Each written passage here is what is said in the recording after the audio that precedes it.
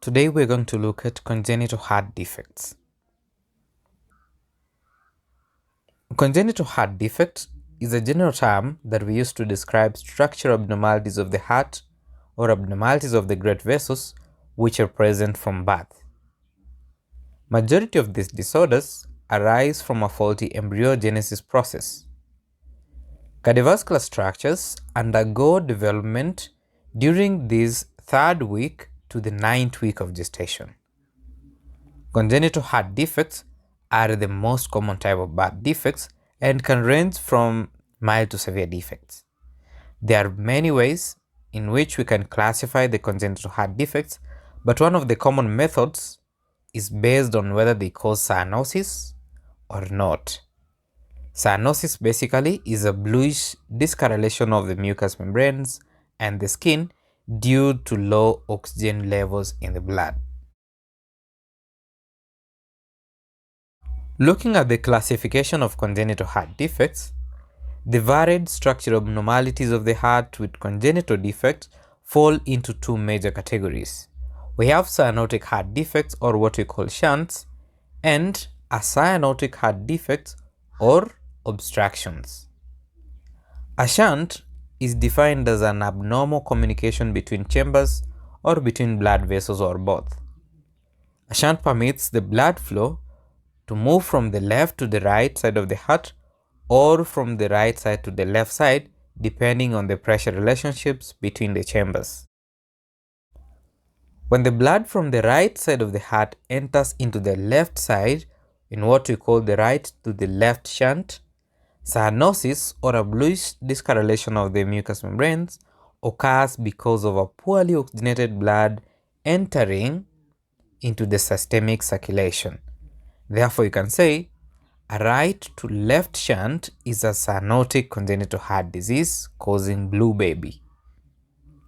On the other hand, left to right shunts are not initially associated with cyanosis, but this can result in a progressive pulmonary hypertension condition and right ventricular overload with hypertrophy.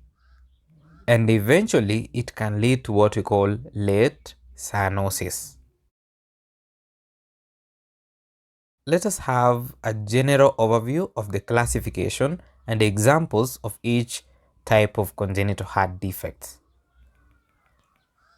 We can classify them into three major groups. We then have left to right shunts, right to left shunts, and obstructions.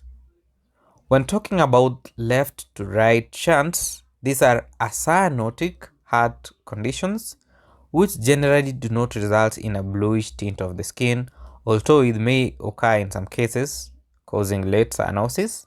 And the examples of left to right shunts are Arterioceptor defect, where we have a hole between the two atria, a ventricular septal defect, where we have a hole between the two ventricles of the heart, a patent ductus arteriosus. Normally, a ductus arteriosus is a vessel connecting the aorta and the pulmonary artery in the fetus, and you expect this one to close shortly after birth. And another example of a left to right shunt is an atrioventricular septal defect. This is a defect involving the walls between the atria and the ventricles and the mitral and tricuspid valves. The second classification is the right to left shunts.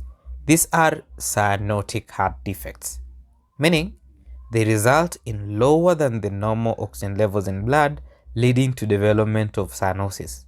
The common examples we have here are Tetralogy of Fallot and transposition of the great vessels. And lastly, in obstructions, we have coarctation of aorta, which is the narrowing of the aorta. And then we have aortic stenosis, pulmonary stenosis, aortic atresia or pulmonary atresia. We have atrophy, hypoplasia, or abnormalities of the valves.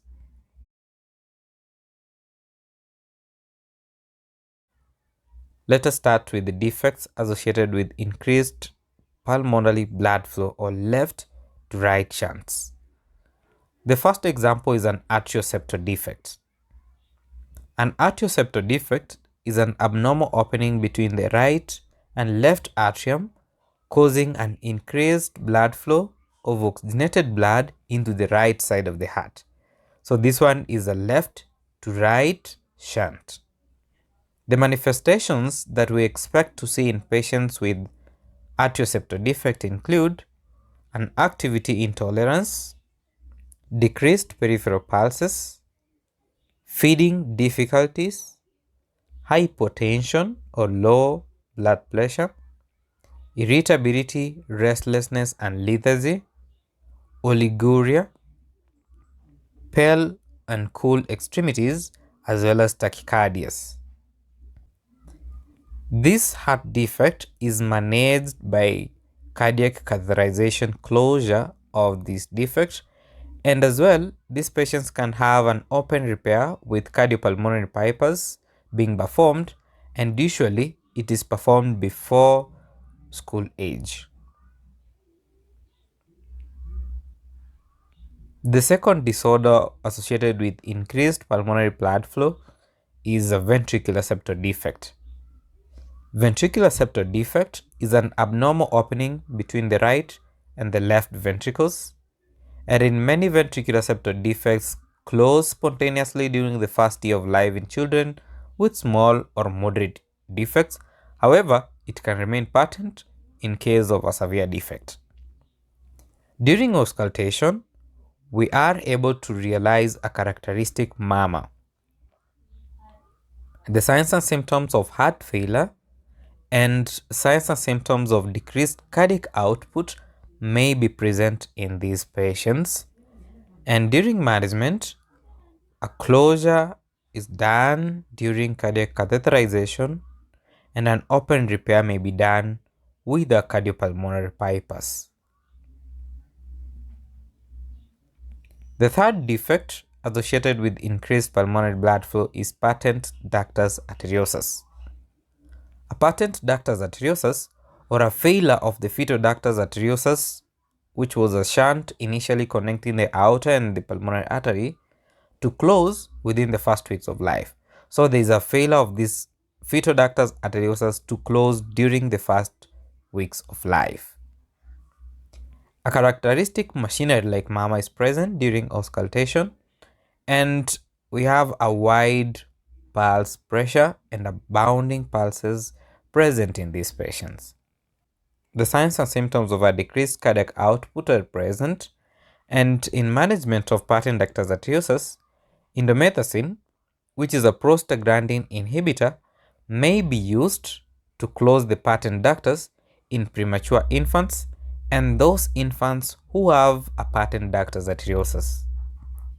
The defect may be as well be closed during cardiac catheterization, or it may require surgical management. When we need to keep the PDA open, for example in cases of a ductal-dependent cardiac defect, we can use prostaglandin E.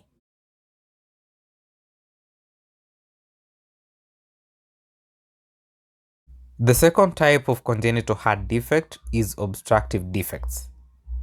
An example of obstructive defect is aortic stenosis. Aortic stenosis is the narrowing or a development of a stricture of the aortic valve, causing a resistance to blood flow from the left ventricle to the aorta. This resistance results in a decreased cardiac output, a left ventricular hypertrophy or thickening of the muscles of the left ventricle, and a pulmonary vascular congestion. Aortic stenosis is managed through the dilation of the narrowed valve during cardiac catheterization, and in some cases, a surgical aortic valvotomy may be done. However, a surgical aortic valvotomy is a palliative procedure, and a valve replacement may be required at a second procedure. Now, the next obstructive congenital heart defect is a pulmonary stenosis. Pulmonary stenosis is a narrowing at the entrance of the pulmonary artery, and this resistance to the blood flow causes the right ventricular hypertrophy or the thickening of the muscles of the right ventricle and a decreased pulmonary blood flow. The ventricles in this case may be hypoplastic. A pulmonary atresia is an extreme form of pulmonary stenosis in that there is a total fusion of the commissures and there's no blood flow to the lungs totally. During auscultation, we can hear a characteristic murmur, and newborns with severe narrowing are always cyanotic. If pulmonary stenosis is severe, then heart failure occurs, and as well, these patients will be having the signs and symptoms of decreased cardiac output. The management of pulmonary stenosis includes the dilation of the narrowed valve done during cardiac catheterization. Another obstructive congenital heart defect is the coarctation of the aorta. Coarctation of the aorta is a localized narrowing near the insertion of the ductus arteriosus. Blood pressure is high in the upper extremities than in the lower extremities. These patients will be having bounding pulses in the arms, weak or absent femoral pulses, and a cool lower extremities. The signs of heart failure may be present in these infants. As well, we could be having features of decreased cardiac output, and these children may experience headaches, dizziness, fainting, and epistaxis, which are all resulting from hypertension. For the management, balloon angioplasty can be done in children. However, a stenosis occurs commonly. Surgical management of coarctation aorta includes mechanical ventilation and medications to improve cardiac output just before surgery, a resection of the coarcted portion with an end-to-end anastomosis of the aorta, or enlargement of the constricted section using a graft may be required. And lastly, because the defect is outside the heart, cardiopulmonary bypass is not required and a thoracostomy incision is used. The third classification of congenital heart defect is the defects associated with a decreased pulmonary blood flow, or right to left shunts. An example of a defect associated with a decreased pulmonary blood flow is Tetralogy of Fallot. Tetralogy of Fallot includes 4 defects: ventricular septal defect, pulmonary stenosis, overriding of the aorta, and a right ventricular hypertrophy. Those are the 4 defects in Tetralogy of Fallot. If pulmonary vascular resistance is higher than systemic resistance, the shunt is from the right to the left. If the systemic resistance is higher than pulmonary resistance, then the shunt is from the left to the right. An infant may be acutely cyanotic at birth or may have mild cyanosis, which progresses over the first year of life as pulmonary stenosis worsens. During auscultation, a characteristic murmur is present, and an acute episode of cyanosis and hypoxia, called blue spells or tet spells, may occur when an infant's oxygen requirements exceed the blood supply, for example, during periods of crying, feeding, or defecation. Management of Tetralogy of Fallot includes calming the infant and minimizing the stimuli, placing the infant in a knee chest position, contacting the primary healthcare provider or a cardiologist, administration of 100% oxygen as prescribed. We as well administer morphine sulfate as prescribed. You administer intravenous fluids, document the occurrence, the actions which you have taken, and the infant's response to the interventions. In children with decreasing cyanosis, squatting, clubbing of the fingers, and poor growth may occur. Squatting is usually a compensatory mechanism that they use to facilitate increased return of the blood flow to the heart for oxygenation.